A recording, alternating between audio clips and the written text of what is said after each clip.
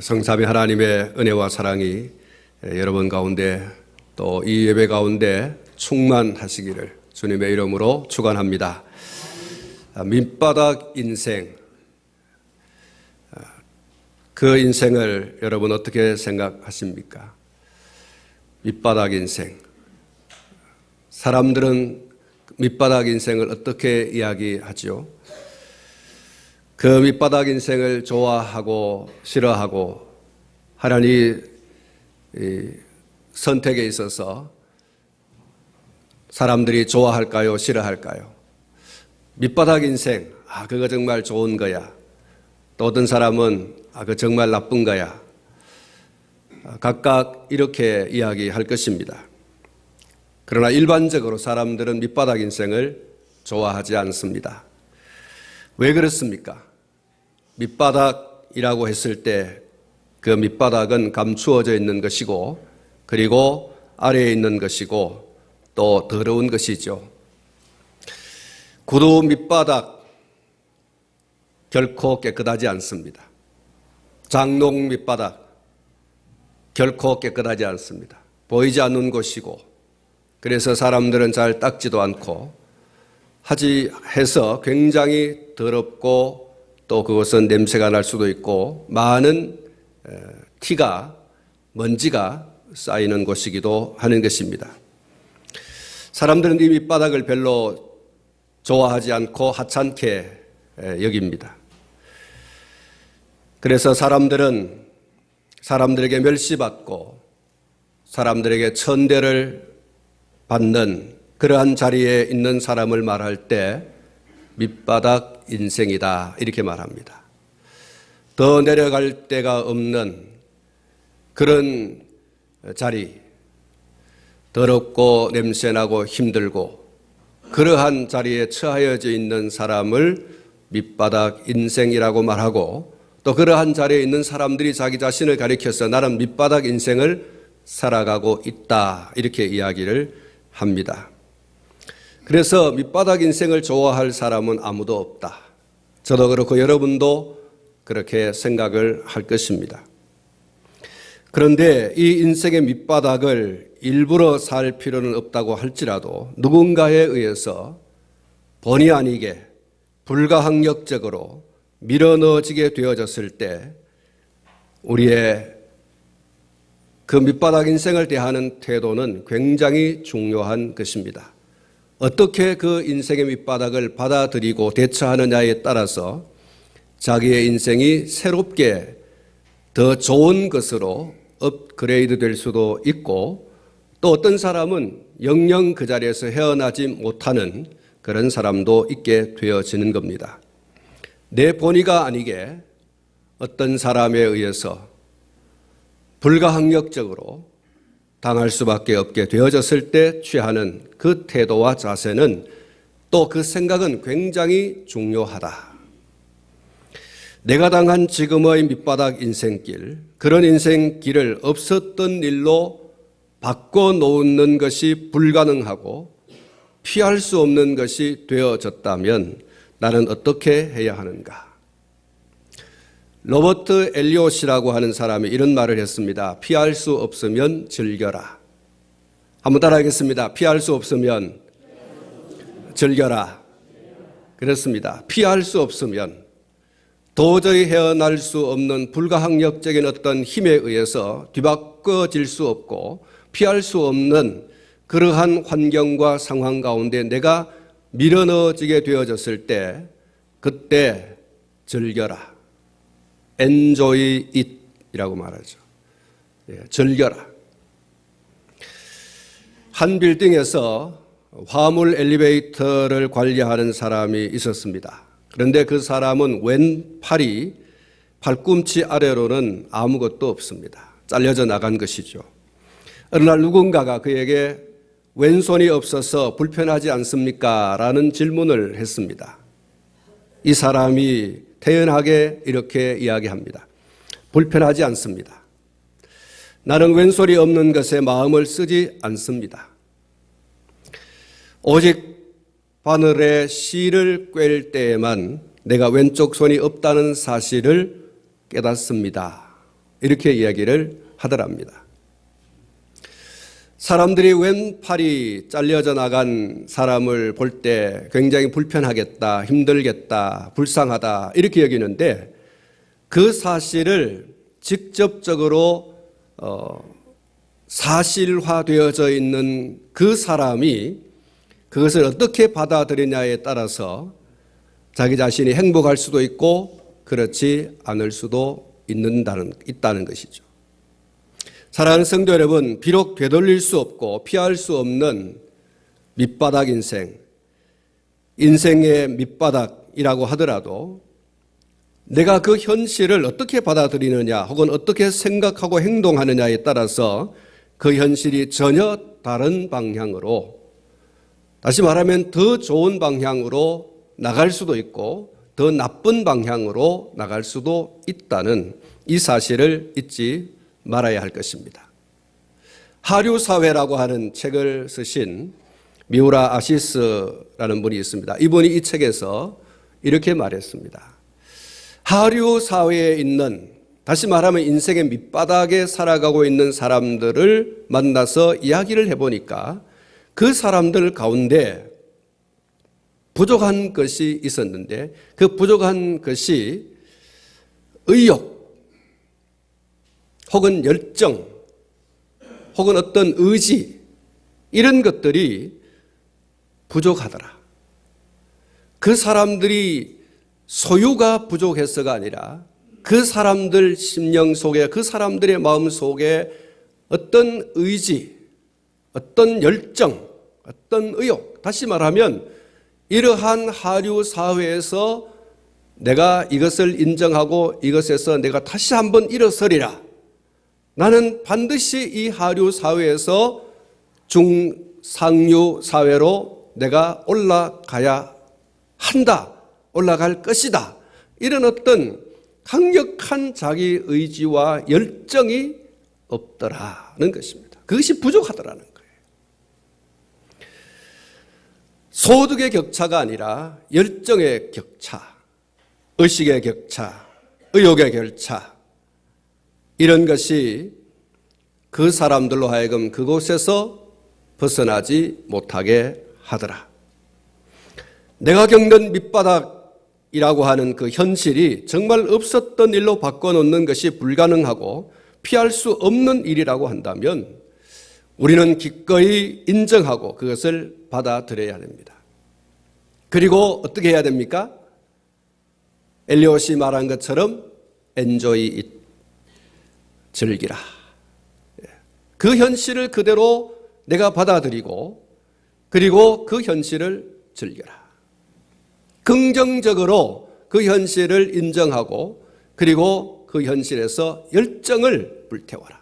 나는 다시 일어설 수 있고 나는 반드시 그렇게 될 것이다.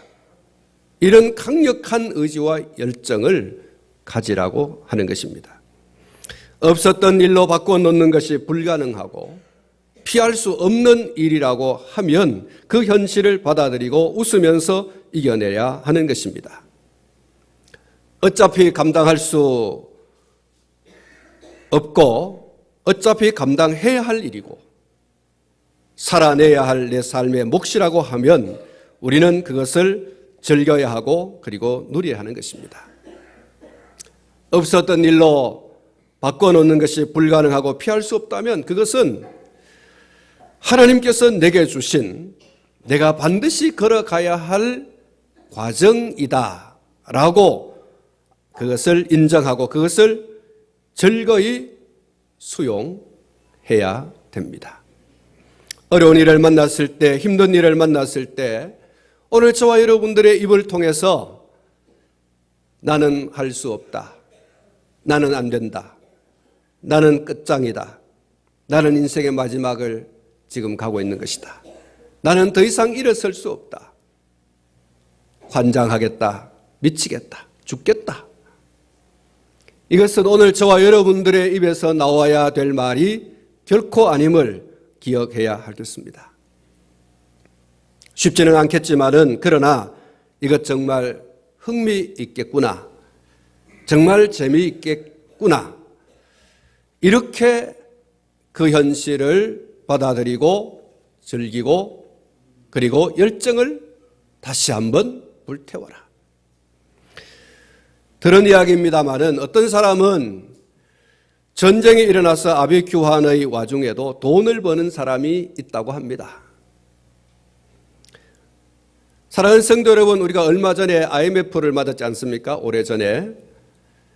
그 IMF에 부자가 된 사람이 있습니다. 그 IMF에 장사를 해서 많은 돈을 남긴 사람이 있습니다. 왜 그랬을까요? 사람들이 IMF를 맞아서 못 살겠다, 죽겠다, 미치겠다, 환장하겠다 이렇게 말하는데 어떤 사람은 생각의 전환, 그것을 영어로 말하면 패러다임 시프트라고 그러죠.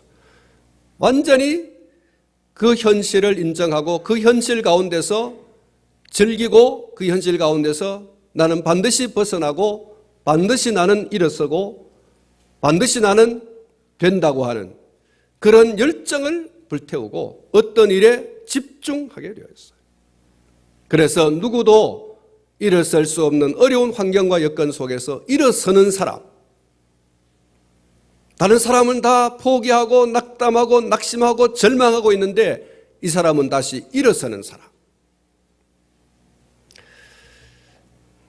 없었던 일로 바꿔놓는 것이 불가능하고 피할 수 없는 현실을 받아들인 것입니다.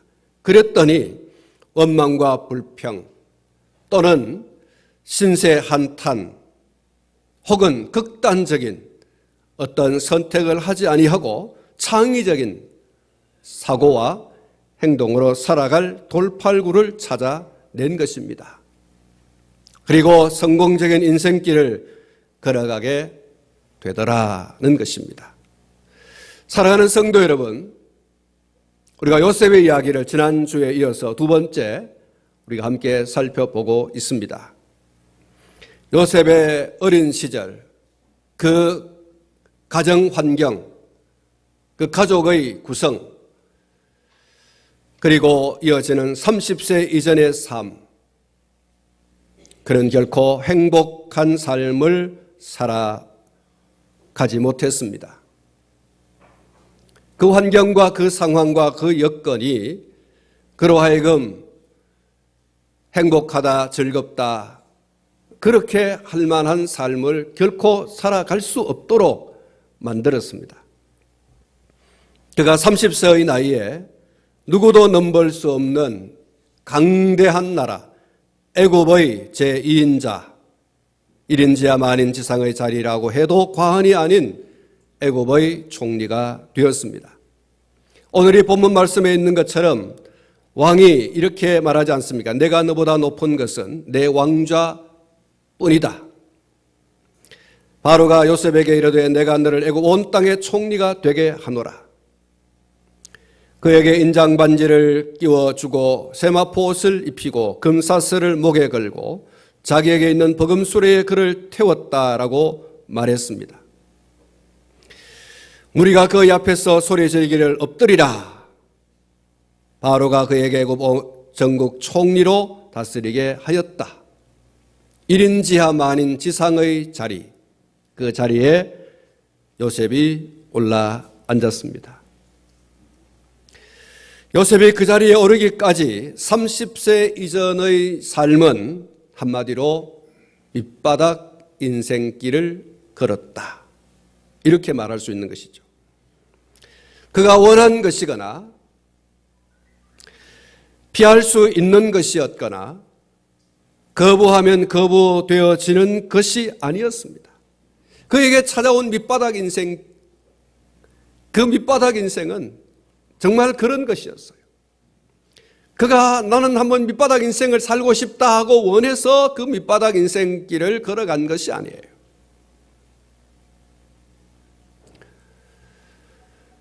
피할 수 있는 것이었고 그리고 되돌릴 수 있는 그런 것이 아니었습니다. 불가항력적인 것이었다. 이렇게 말할 수 있습니다.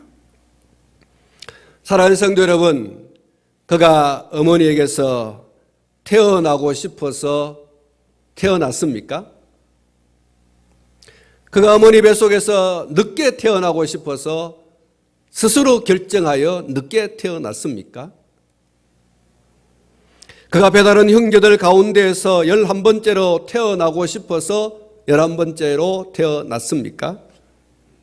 그가 아버지인 야곱에게서 억지로 사랑을 요구하고 그래서 사랑을 독점하게 되어졌습니까? 그가 채색 옷을 다른 형제들 제쳐놓고 입고 싶어서 채색 옷을 입었습니까? 그는 자신의 어머니인 라헬이 아무리 자식을 낳고 싶어도 낳을 수 없다가 늦게 자식이 생겨서 낳았는데 그 아들이 요셉 자신이었습니다. 다른 여인들이 경쟁적으로 자식을 낳는 통에 다른 형제들보다 늦게 태어났습니다.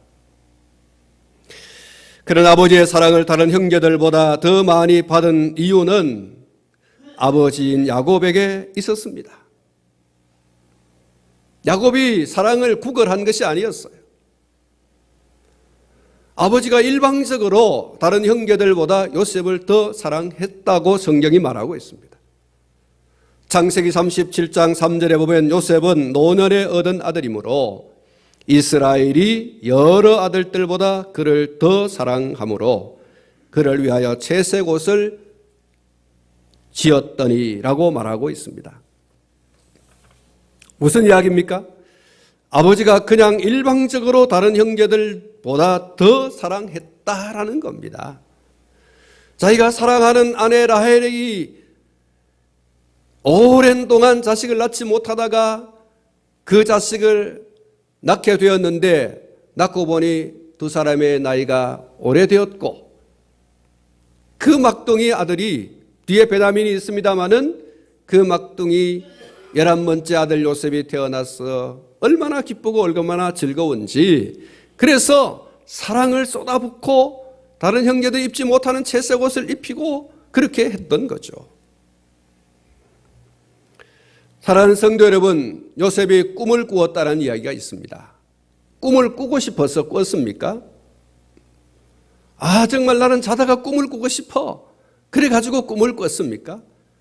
잠을 자다가 자기도 모르게 꿈을 꿨습니다. 하나님께서 그에게 꿈을 주신 거죠. 하나님께서 그의 장래에 출세할 것을 꿈으로 보여주셨기 때문에 그가 그런 꿈을 꾸게 된 겁니다. 그리고 그것을 붙들고 살았습니다. 요셉의 어린 시절은 아버지의 사랑은 독차지했을지 모르지만 형제들에게 달갑지 않은 존재, 그래서 형제들에게는 미움을 받고 살았습니다. 요셉이 태어나지 않았다면 하는 것이 제일 큰형 베냐민으로부터 루벤으로부터 시작해서 그 10형제들이 동일하게 그런 생각을 가졌던 거죠. 요셉이 태어나지 않았다면 우리가 아버지의 사랑을 독차지했을 텐데 우리도 채색 옷을 입었을 텐데 우리에게로 향하던 아버지의 사랑에 변함이 없었을 텐데 그래서 요셉을 미워하게 되어진 겁니다.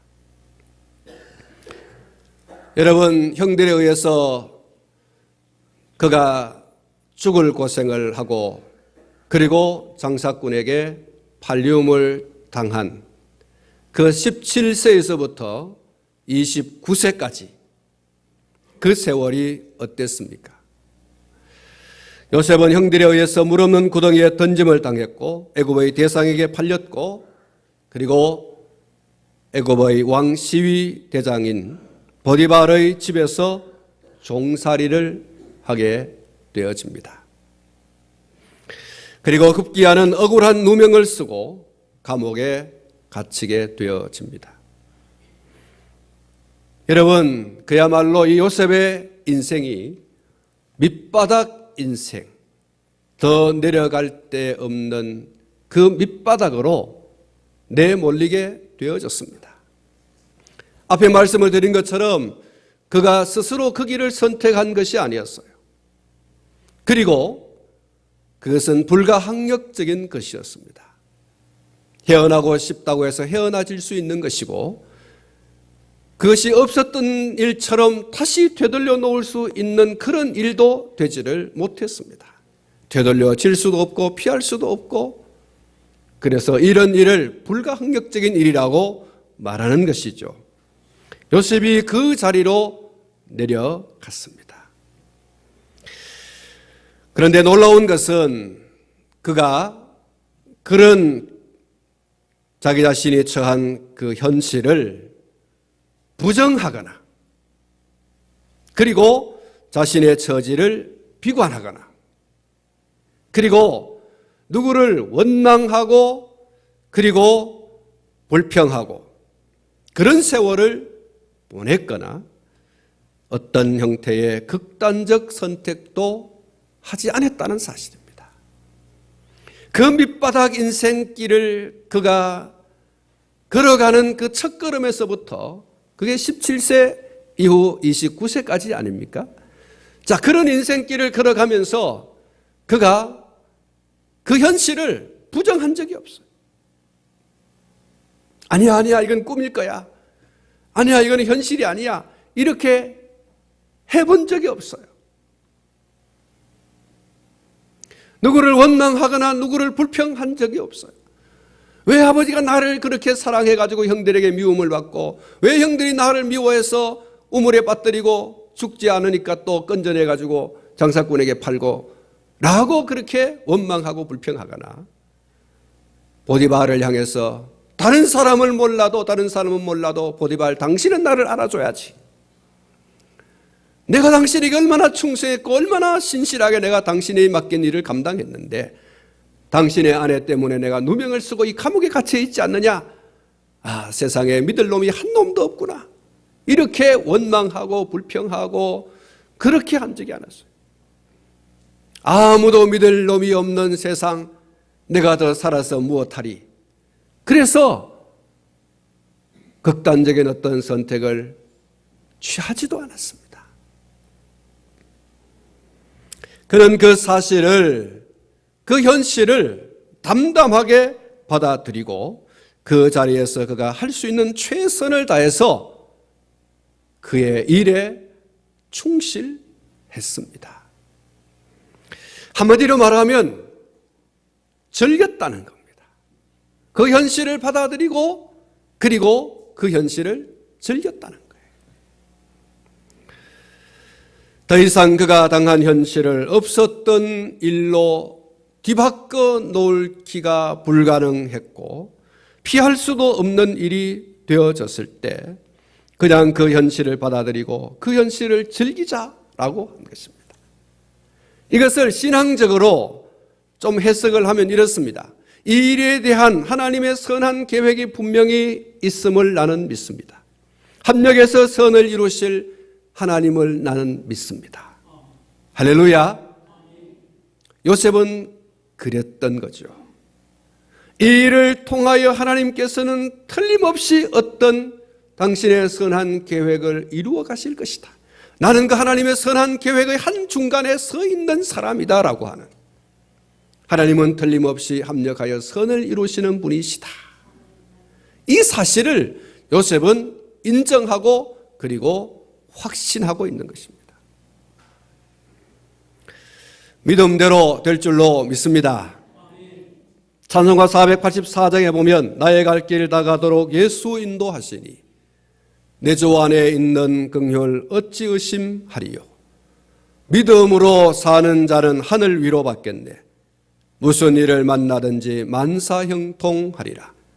무슨 일을 만나든지 만사형통하리라.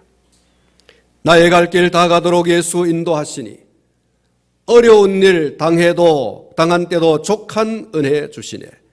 나는 심히 고단하고 영혼 매우 가라나 나의 앞에 반석에서 샘물 나게 하시네. 나의 앞에 반석에서 샘물 나게 하시네. 나의 갈 길 다 가도록 예수 인도하시니 그의 사랑 어찌 큰지 말로 할 수 없도다. 성령 감화 받은 영혼 하늘나라 갈 때에 영영 부를 나의 찬송 예수 인도하셨네. 영영 부를 나의 찬송 예수 인도하셨네. 할렐루야. 요셉은 그가 당한 일을 놓고 마땅히 억울해해야 합니다. 아이고 내 인생 내 신세야, 왜 이렇게 되었느냐? 왜 어머니는 나를 낳았느냐? 왜 아버지는 나를 다른 형제들보다 사랑했느냐? 왜 형제들은 나를 사랑하지 아니하고 나를 미워했느냐? 더 나아가서 하나님을 향해서, 하나님이여, 내가 이렇게 억울한 일을 당했는데 당신은 살아있습니까? 죽었습니까? 어찌하여 깜깜이 들리지 않습니까? 보이지 않습니까?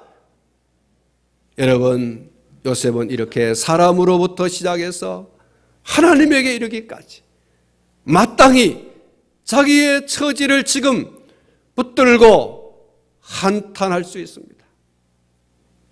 절규할 수 있죠. 억울해서 잠을 이룰 수 없어야 합니다. 난 정말 억울해서 눈이 감기지 않네. 음식을 먹을 수 없네. 음식을 먹어도 소화가 되지 않고 트림만 나오는, 여러분, 그래야 요셉을 우리가, 저와 여러분들이 이해할 수 있어요. 우리는 당연히 그래야 된다고 생각할 수 있지 않겠습니까? 그런데 그와 관련된 성경의 어떤 기사에도 그러한 요셉의 모습을 찾아볼 수가 없습니다. 그가 너무너무 억울해서 잠을 못 잤다는 성경 구절이 없고, 너무너무 억울해서 가슴을 쥐어짜면서, 가슴을 쥐어치면서 신세를 한탄하고 땅을 치며 그렇게 통곡한 적이 없어요. 누구의 이름을 거명하면서 억울하다 억울하다, 너 때문에 그런 얘기를 한 적이 한 번도 없다는 것을 성경을 통해서 볼 수가 있습니다. 근데 성경이 이상하게도 단 한 차례도 그러한 모습을 보여준 적이 없어요.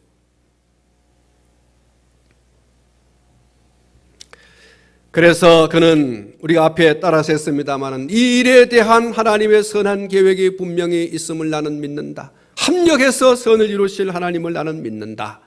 이 믿음 가운데, 이 확신 가운데 견고하게 써 있었다고 하는 것을 우리가 유추하여 볼 수가 있는 것입니다. 사랑하는 성도 여러분, 자포자기할 수 있고 미치고 환장하고 죽겠다라는 것을 입에 달고 살 수도 있었습니다. 그러나 요셉은 결코 그렇게 하지 않았습니다.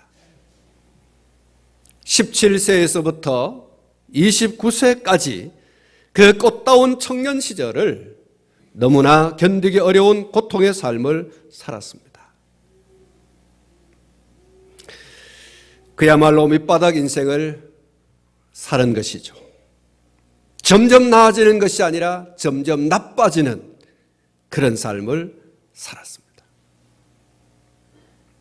어떤 의미에서 하나님께서 그에게 형제들보다, 그리고 아버지를 포함한 온 가족들보다 뛰어난 사람이 될 것이라고 하는 꿈을 주셨고, 그 꿈을 붙들고 살아가고 있는데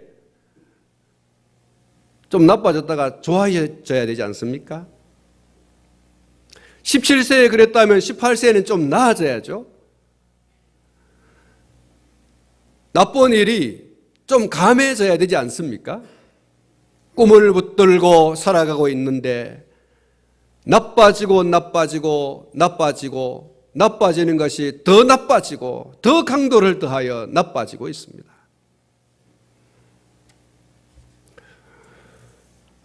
고난의 삶이 거칠 것 같지 않은 삶이 계속되고 있습니다. 그 강도가 더해가고 있습니다. 근데 여러분, 성경을 보면 요셉을 지켜보는 주변 사람들의 입에서 나오는 말이 이상합니다. 창세기 39장 3절에 보면 그의 주인이 여호와께서 그와 함께 하심을 보며 또 여호와께서 그의 범사에 형통케 하심을 보았더라. 할렐루야.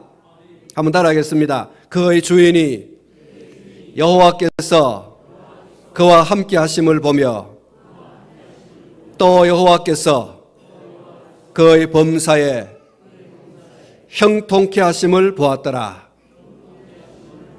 할렐루야.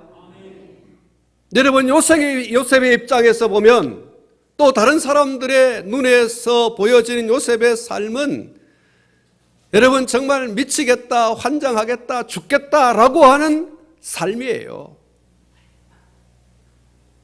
오늘 제목과 같이 밑바닥 인생을 지금 살아가고 있습니다. 어릴 때부터 29세까지의 그 삶 가운데서 요셉은 하루도 마음 편할 날이 없었습니다. 이런 삶을 지켜보는 사람들이 저런 인생을 사느니 차라리 죽는 것이 안 낫겠나.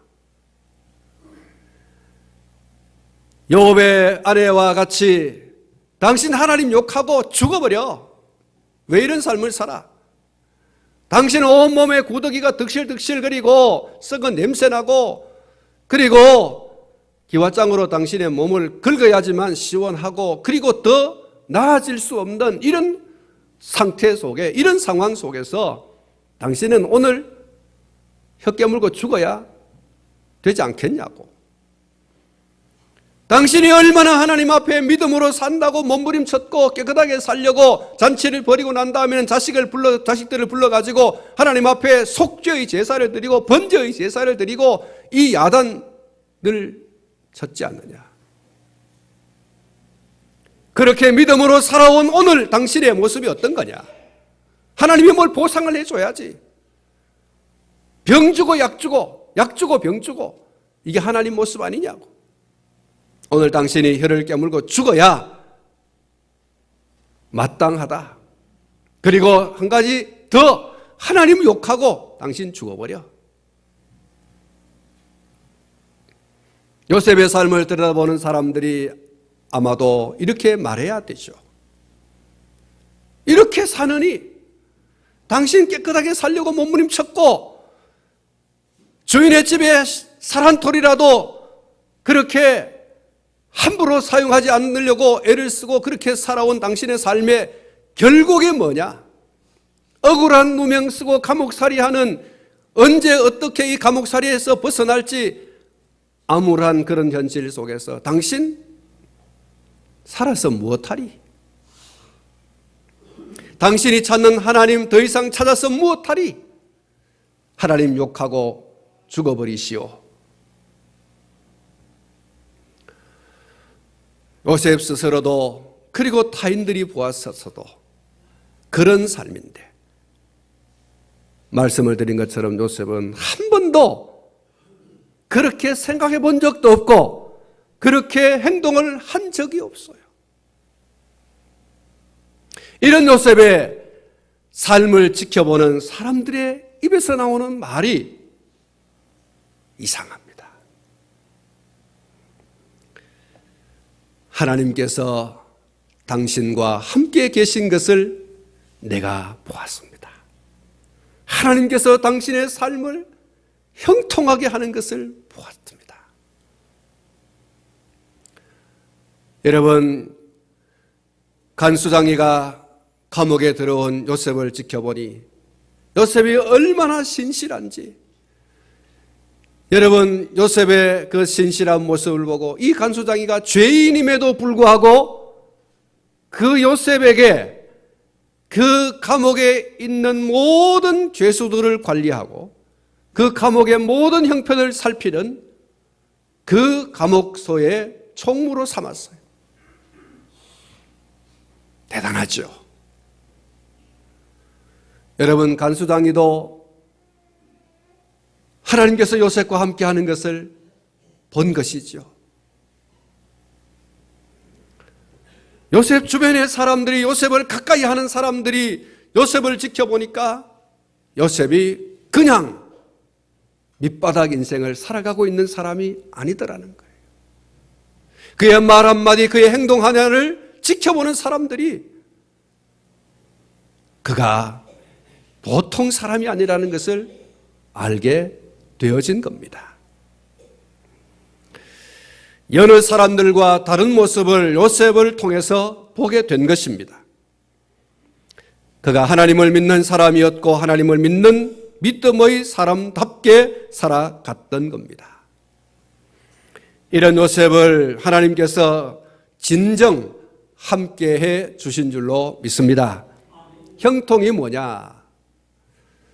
형통이라고 하는 것은 삶이 갑자기 확 바꾸어지는 그런 어떤 것을 형통이라고 말할 수도 있지만, 요셉의 형통이라고 하는 그 형통을 말할 때, 성경이 말하는 그 형통이라고 말할 때 그 형통은 하나님께서 함께해 주시는 것인 줄 믿습니다.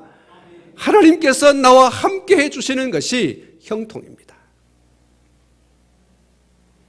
하나님께서 자신과 함께해 주신다는 사실을 믿는 사람은 초막이나 궁궐이나 내 주 예수 모신 곳이 그 어디나 천국이리. 할렐루야. 초막이나 궁궐이나, 여러분 비교됩니까? 초막과 궁궐이 비교돼요? 초막이 뭐예요? 나무로 얽힐설키, 그리고 그 위에 지폭대기 얹어놓은 집을 초막집이라고 하잖아요. 궁궐은 어떤 곳입니까? 금으로 칠하고 은으로 칠하고 화려하고 웅장하고, 그리고 큰, 그것을 궁궐이라고 하는 것입니다. 그런데 우리는 어떻게 찬송해요? 초막이나 궁궐이나 내 주 예수 모신 곳이 그 어디나 천국이리. 할렐루야. 사랑하는 성도 여러분, 궁궐에 산다고 다 행복한 거 아닙니다. 여러분, 청와대에 앉아있다고 해서 행복한 거 아니에요. 무거운 짐이에요. 여러분, 오늘 장로님도 기도했지만 저 북한의 김정은이가 계속해서 핵폭탄을 장착하기 위해서 그 미사일을 계속 쏘아대지 않습니까? 이 나라에서 제일 걱정을 많이 하는 사람은 대통령입니다. 대통령의 직무가 뭡니까? 대통령이 해야 할 가장 중요한 임무가 뭐예요? 국민의 생명과 재산을 지키는 겁니다.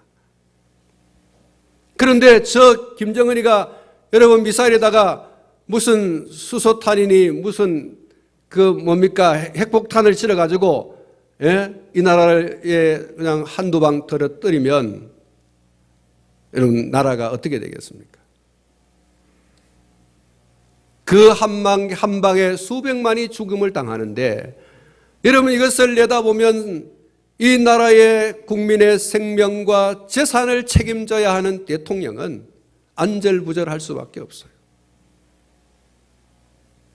우리 모두가 다 걱정하지만 모든 국민의 생명과 재산을 책임지고 있는 대통령은 더 무겁습니다.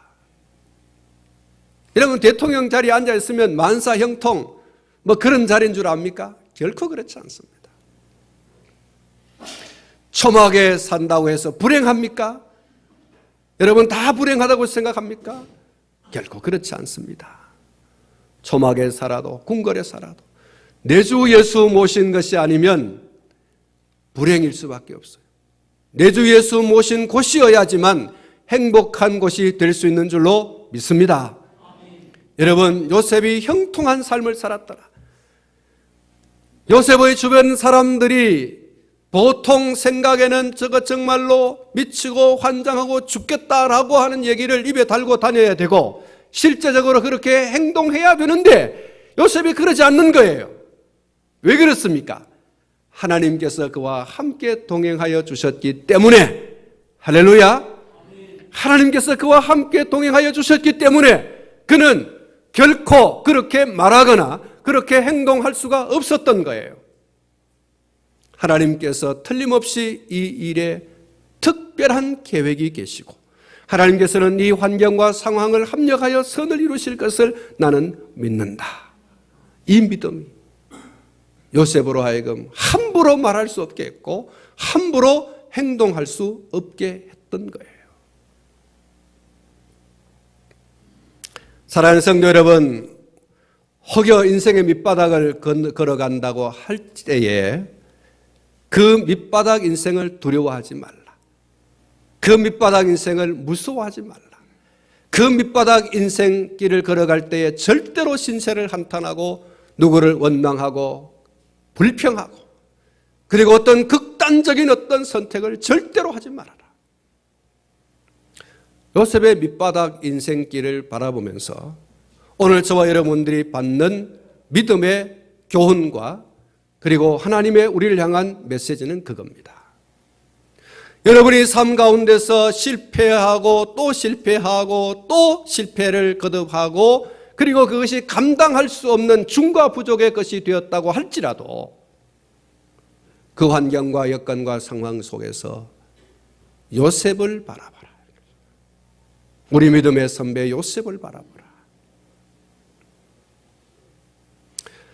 사랑하는 성도 여러분, 우리가 인생길을 걸어가면서 밑바닥 인생길을 걸어간다고 하지만 요셉만큼 밑바닥 인생을 걸어가겠는가? 우리 신앙의 선배 욥만큼 인생의 밑바닥을 걸어가겠는가? 우리 개인적인 입장에서 보면 너무나 엄청난 하늘이 내려앉고 땅이 둘러 꺼지는 것 같은 그런 밑바닥을 걸어가게 된다라고 할 수 있겠지만 그 밑바닥 인생에서 저와 여러분들이 우리 믿음의 선배였던 요셉을 바라보면서 그가 우리에게 보여주었던, 그가 그 주변 사람들에게 보여주었던 하나님의 특별한 계획, 그리고 그 계획 속에 합력하여 선을 이루실 하나님의 놀라운 자기를 향한 일들을 확신하고 믿는 그 믿음 가운데 견고하게서는 사랑하는 성도 여러분, 우리의 인생길에 내가 원치 않은 되돌릴 수도 피할 수도 없는 밑바닥의 삶이 다가왔을 때 현실을 받아들이고 원망과 불평 또는 신세한탄이나 경거망동이나 자행자지하지 말고 그 현실을 즐기는 사람, 믿음으로 그 사실을 받아들이고 그 사실을 믿음 안에서 즐기고 그리고 그 현실 가운데서 단호하게 의지를 불태우고 다시 말하면 하나님께서 나를 다시 일으키신다고 하는 그 믿음 가운데서 열정을 잃지 말고 의지를 불태우는 그런 성도가 될 수 있기를 축원합니다. 그러한 삶의 태도를 통해서 우리와 함께 하시는 하나님을 드러내는 사람, 우리 주변 사람들이 보디발처럼 이야기할 수 있는, 간수장리처럼 이야기할 수 있는 당신은 하나님과 함께하는 사람이군요. 하나님께서 당신과 함께하는 사람이군요. 오늘 당신이 이런 밑바닥 인생길을 걸어가면서도 우리에게 보여주는 당신의 말과 당신의 행동을 통하여서 당신의 삶이야말로 형통한 삶입니다. 나는 많은 사람들을 거느리고 있는 이 높은 자리에 있고 그리고 관리자로 있지만 나는 당신보다 형통하지 않습니다. 당신은 이 밑바닥 인생길을 걸어가면서도 웃을 수 있고 당신은 이 밑바닥 인생길을 걸어가면서도 낙심과 낭만과 절망을 하지 않는 그런 모습 속에서 당신이야말로 진정 행복한 사람입니다. 당신이야말로 진정 형통한 삶을 살아가고 있는 사람입니다. 여러분, 오늘 저와 여러분들이 이 세상 가운데서 보여줘야 할 모습은 바로 이런 모습인 줄로 믿습니다. 믿는다고 하면서도 낭망하고 낙심하고 절망하고 신세 타령하고 죽겠다 못 살겠다 환장하겠다 미치겠다 이게 우리의 말이라고 한다면, 이게 우리의 행동이라고 한다면 도대체 우리의 믿음은 어떤 거냐? 살아계신 주 나의 참된 소망, 걱정 근심 전혀 없네. 사랑의 주 내 갈 길 인도하니 내 삶에. 여러분, 오늘 저와 여러분들이 오직 하나님을 믿는 믿음 안에서 이렇게 우리의 인생길을 걸어가야 할 줄로 믿습니다. 이렇게 걸어가야 되는 거예요. 걱정 근심 전혀 없네. 걱정과 근심이 내 삶에 찾아오지 않을 수 없지만 그 걱정과 염려 속에 틀어잡히지 아니하고 하나님을 믿는 믿음 안에서 합력하여 선을 이루실 것을 믿는 그 믿음을 가지고 나와 함께 하시는 하나님 안에서, 나와 함께 하시는 예수 그리스도 안에서 나는 낙심과 낭만과 절망 가운데 결코 들어갈 수 없다고 하는, 눈이 열려 있으면, 귀가 열려 있으면 얼마든지 그렇게 할 수 있는 줄로 믿습니다. 하나님 안에서 여러분, 오늘 저와 여러분들이 우리의 미래를 밝게 볼 수 있는 눈이 열려야 됩니다. 여러분, 예수 그리스도 안에 있으면서도 우리의 다음 날, 우리의 미래가 깜깜하게 아무것도 안 보인다면 여러분, 우리의 믿음을 다시 한번 점검해 볼 필요가 있어요. 하나님은 그런 하나님이 아닙니다. 우리 주님은 사망의 그늘에서 다시 생명으로 부활하신 주님이신 줄로 믿습니다. 그 주님 안에서 오늘 저와 여러분들이 절대로 인생의 밑바닥을 두려워하지 말고 무서워하지 말고, 그런 것이 현실로 다가온다 할지라도 하나님을 믿는 믿음 안에서 그것을 받아들이고 즐기고 열정을 불태워 주변 사람들에게 하나님과 함께하는 사람, 하나님을 믿는 믿음 안에서 즐거움을 소유한 사람, 부러움을 사는 이런 주인공이 되시기를 주님의 이름으로 축원합니다. 축원합니다. 기도하겠습니다.